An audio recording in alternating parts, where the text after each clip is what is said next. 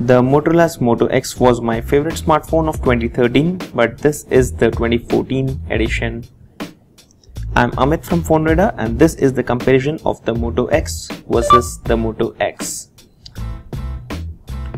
Do make a note that this is a comparison and not a full review, and if you would like to watch the full review, you need to subscribe to watch when it's out later this week. Talking about both, the difference is in size, style, features and price. These are the four important factors which differentiate the devices. Even though the model name stays the same, the devices have huge difference in all these four factors. Let's start off with the size. First off, it's large in every dimension except for thickness, which you can clearly see when you hold both of these devices. The Moto X 2013 had a great one-handed usage experience with the 4.7 inches AMOLED display, while that's lost with the 2014 because of the 5.2 inches large display, making it a phone in the phablet series. It's not that comfortable using the Moto X 2014 with one hand, while the same was quite possible with the 4.7 inches, the Moto X 2013. This means that the one-hand operation would not be easy for people with smaller hands. The backing material has also got many more colors and wooden options, and you can see that there is a metallic rim on the sides in this newer model, which gives it a very brilliant and a very beautiful design. And along with that, the great options are not yet available in India, but if you are from US, you can take a look on the Moto Maker website and get access to these customization options. Now, talking about the style, the camera is not just upgraded in terms of the sensor from 10 megapixel to 13, but also the diameter of the same clearly looks bigger with the ring flash. If you look into the 2013 camera, it was quite small, while the latest one is clearly a bigger one with a ring flash on the sides.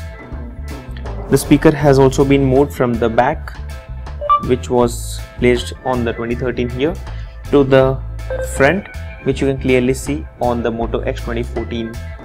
Now that's a very important feature because it would give you a better experience if the speakers are placed on the front. Next, the small dimple on the back was subtle and tiny in the 2013 edition, which has been made clearly bigger in the newer model with the Motorola's logo onto the same. There's also a texture on the power key to clearly differentiate it with the volume key. Talking about the features, first off, you need to make a note that the 2014 edition has a full HD display when compared to the HD display in the last year's model, which was one of the only cons in that model apart from the internal storage. The PPI has gone up from 320 to 480, giving you a great experience in watching media and reading the content. There are 4 IR ports which enables the software enhancements but are clearly hidden in the dark panel on the bottom, which were clearly visible on the earlier model on the top, while you can snooze alarm or silence phone calls by just waving your hand, and that's thanks to the Moto's application. The touchless control is now Moto Voice with similar functionality, but a few more voice commands like taking a selfie, which is interesting. Okay Moto X, take a selfie.